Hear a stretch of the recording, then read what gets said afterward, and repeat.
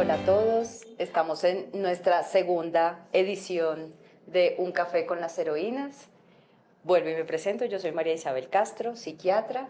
Mi nombre es Jennifer Olmedo, soy psiquiatra. Mi nombre es Angie Pernet y también soy psiquiatra. Bueno, en esta segunda entrega vamos a hablar sobre los procesos de evaluación. ¿Qué recuerdos tienen sobre las evaluaciones, ya sea de estudiantes o ahorita en nuestro labor docente? Bueno, creo que cuando yo estaba estudiante me daba mucha angustia los exámenes. Me angustiaba mucho tener un examen, tener una evaluación y sí, definitivamente iba muy enfocada en la nota, ¿no? Yo quería pasar con buenas notas y siempre me enfocaba como en estudiar mucho para sacar una buena nota. Pues yo creo que también me enfocaba muchísimo en la nota, ¿no? Pienso que eso es algo que nos ocurre a muchos. Obviamente tenemos que tener una nota para pasar, pero de pronto pues me enfocaba más en la nota que en realidad como en todos los conocimientos que se requerían adquirir. Creo que me gustaban mucho los exámenes abiertos, yo sentía que uno podía embolatar. Una buena estrategia. En mi, en mi experiencia personal, había como la ley, 3 es nota, lo demás es lujo. Entonces, siempre fijándose en una calificación, más no en tener un proceso de aprendizaje adecuado para evaluar las competencias que vamos a tener que poner en algún momento en práctica en nuestro ejercicio médico. Ante esto, vamos a desarrollar esta segunda versión de nuestro podcast y es el proceso de evaluación en este momento durante nuestra labor docente. Decidimos realizar la evaluación y el análisis de la rotación aquí en la clínica, que es la unidad de cuidado agudo. Esta es una unidad donde se valoran los pacientes que tienen las patologías más severas, que requieren una mayor cantidad de cuidados. Es una rotación que tiene una duración aproximada de 6 semanas y asisten los residentes entre primero y segundo año. Sí. ¿Listo? Entonces, cuando empezamos a hacer como todo este análisis, ¿tú qué pudiste empezar a evidenciar del proceso de evaluación? Sí, en el proceso de evaluación se evidenció que en realidad tiende a ser como más un modelo tradicional donde lo importante es la nota, es decir, le pasaba similar o les pasa similar a lo que nosotros vivimos. Y adicionalmente, pues, de alguna manera, como que no había tantas retroalimentaciones tampoco, no había una alineación adecuada entre lo que eran las competencias, resultados esperados y también la evaluación que se estaba realizando, lo que no facilitaba tampoco entonces que se generaran habilidades necesarias para pues los futuros profesionales en psiquiatría, como lo es la autorreflexión y también como lo es el pensamiento crítico. De acuerdo. Y es allí donde podemos hablar de John Biggs, ¿no? Hablemos un poquito de teoría, no quiero extenderme, pero digamos que ahí es donde hablamos de alineación constructiva, ¿no? Hablamos de alineación constructiva porque no nos podemos quedar en ese aprendizaje de memoria, no nos podemos quedar en las evaluaciones de opción múltiple, no nos podemos quedar en solo lo que se enseña, ¿sí? Lo que buscamos es que haya un aprendizaje significativo, que los docentes seamos facilitadores precisamente de ese aprendizaje significativo. Y es ahí donde John Biggs, por medio de su teoría, nos habla de la alineación constructiva, en donde lo que se aprende, lo que se evalúa y las competencias deben estar alineadas, ¿sí? Entonces creo que esto va más allá de que el estudiante pueda desarrollar precisamente lo que hablaba Angie, del juicio crítico, ¿sí? En donde pueda tomar decisiones, en donde la memoria pase a un segundo plano y todo se reduzca en que tengamos que ir hacia el razonamiento. Como que la idea también va a ser disminuir la cantidad de evaluaciones sumativas para fortalecer la realización de evaluaciones formativas. Entonces, cuando estuvimos haciendo todo este análisis, pudimos evidenciar que para los residentes realmente es bastante importante el tema de el análisis de artículos y los análisis de los casos clínicos, pero siempre basándonos en conocimientos teóricos, más no en la aplicación práctica y la resolución de problemas de este tipo de casos.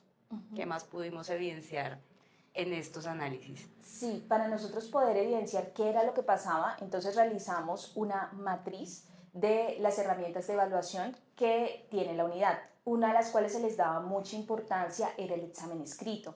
Entonces, esta estaba alineada con la competencia, por ejemplo, de razonamiento clínico, pero pues digamos que se queda corto, porque un examen escrito pues te está evaluando el conocimiento y tal vez, si se hace bien la pregunta, un poco de razonamiento, pero ¿dónde queda el hacer de la pirámide de Miller? ¿No? Esa es una de las preguntas que se realizaba. Y pues obviamente también se evaluaba lo que eran los artículos que tú estabas mencionando, Maisa, que es como de la revisión de artículos, pero esto no se asociaba, por ejemplo, con casos clínicos. Entonces era un contenido muy teórico, al igual que el examen resultaba ser muy teórico, y lo que facilitaba era ese modelo como tradicional, donde lo que importa es la nota y el contenido, más no el razonamiento, más no el hacer, más no adquirir unas competencias. Lo que también se vio reflejado en las encuestas que se realizaron a los estudiantes, donde ellos decían que una de las cosas que les facilitaba el aprendizaje era la evaluación, porque estaba relacionada con los temas dados en la unidad, ni siquiera era con las competencias, ¿no? Entonces, ¿dónde quedan como esos resultados y competencias esperadas cuando ellos lo que consideran es que tienen que aprender un tema, ¿no? Más allá de una reflexión como profunda. También pues está esta parte de, por ejemplo, la revisión de historias clínicas que se realizaba para la evaluación y también la entrevista a los pacientes. Pero ¿qué ocurría con estas? No tenían rúbricas. Entonces, pues obviamente perdía validez en esos momentos, ¿no? La evaluación, porque ni siquiera tenía unas rúbricas esperadas, ¿no? ¿Qué se esperaba en esos momentos de los estudiantes? Y también la parte de la retroalimentación. Solamente había una retroalimentación al final del semestre. Entonces, creo que todo esto hace que se persista en un modelo tradicional. Entonces, mi pregunta sería es cómo cambiamos ese modelo tradicional y pasa a ser la evaluación una herramienta del aprendizaje que lleve a un aprendizaje de verdad significativo y profundo. Pues mira, creo que de ahí viene la importancia de que la evaluación debe ser transparente, ¿no? Que tenemos que salir de esa subjetividad, ¿sí? Y ahí, como tú le decías, viene la importancia de las rúbricas, ¿no? Porque en la rúbrica no solo estamos evaluando la nota o la calificación del examen, estamos evaluando el entorno y cómo el residente o el estudiante se interactúa con ese entorno, con el resto del equipo, con terapia ocupacional, con enfermería, sus diagnósticos diferenciales, cómo hace la entrevista del paciente, cuál es la alianza terapéutica, que para nosotros como psiquiatras la alianza terapéutica pues es vital, ¿sí? Entonces entramos a evaluar todo este tema buscando que no nos quedemos en la subjetividad, sino que realmente pasemos a esa objetividad que nos permita realmente que el residente sepa lo que se está evaluando y cómo se lo está evaluando desde el principio, ¿no? Entonces, basándonos en esto, la idea va a ser que cambiemos todo este modelo tradicional a un modelo de evaluación programático, ¿listo?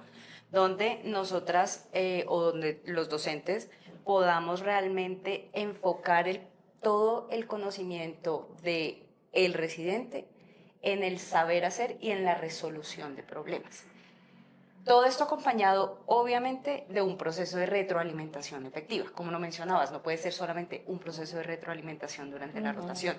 Se tiene que hacer de una manera formativa para que el residente sea muy consciente de cómo va haciendo su proceso de evolución, cuáles son sus capacidades de autorreflexión, en qué debe fortalecer, cuáles son sus fortalezas, cuáles son sus debilidades en los procesos clínicos y en su razonamiento, para que semana a semana vaya avanzando en todo el proceso.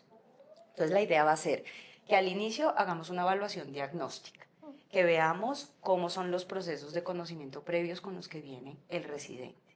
Y basándonos en esto, empezar a avanzar paso a paso con todo el proceso de la rotación. La primera retroalimentación me parece que debe ser a la primera semana, después de esta primera evaluación diagnóstica, que dejemos claros en qué estamos en cuanto a tema de conocimientos y qué se espera también durante el proceso de la rotación de aprendizaje.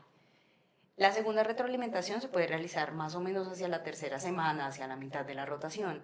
Y la última rotación, la última retroalimentación puede ser hacia la quinta semana ya en el proceso de cierre de la rotación. Adicional a esto se debe cambiar también el modelo de la evaluación.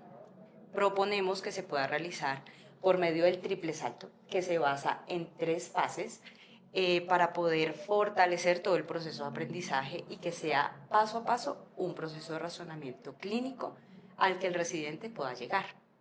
La primera fase evaluaríamos la realización de la entrevista como tal al paciente. Este proceso yo creo que se puede realizar más o menos hacia la primera semana.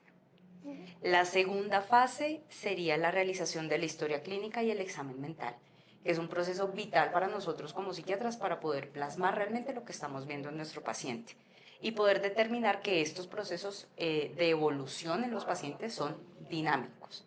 Y esto se podría realizar más o menos hacia la tercera semana. Y la tercera fase, sería como la más grande, que es ya llegar a una impresión diagnóstica, diagnósticos diferenciales y que puedan plantear un manejo farmacológico del caso.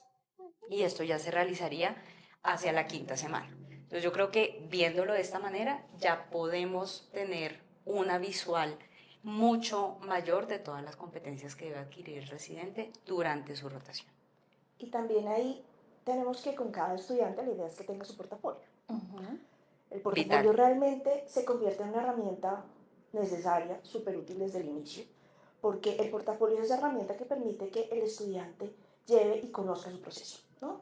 Que pueda allí tener las autoevaluaciones, sus evaluaciones escritas, que pueda tener todo lo referente a la revisión de casos, los casos que ha revisado, los diagnósticos diferenciales, qué tipo de pacientes ha visto, de tal manera que pueda ver el progreso, ¿sí? Y se vuelve una vital herramienta, sobre todo en lo que estamos hablando ahorita, de lo que es la retroalimentación formativa, ¿no? Porque si yo voy viendo mi proceso desde el inicio, pues asimismo veo cómo se van alineando mis competencias y veo cómo me voy formando, ¿no? Claro, y yo creo que ahí formamos habilidades como la autorreflexión y el aprendizaje autodirigido del estudiante, y eso es importante fomentarlo en ellos como futuros profesionales. Y creo que de cierta medida vamos pasando de un modelo tradicional a pasar a la evaluación como una herramienta que nos ayuda justamente a formar profesionales preparados con unas competencias adecuadas y con un aprendizaje significativo. Ese sería como el principal objetivo que tenemos con todo este proceso de evaluación. Queremos agradecerles la atención y la compañía durante todo este semestre. Gracias. Muchas gracias. Yes.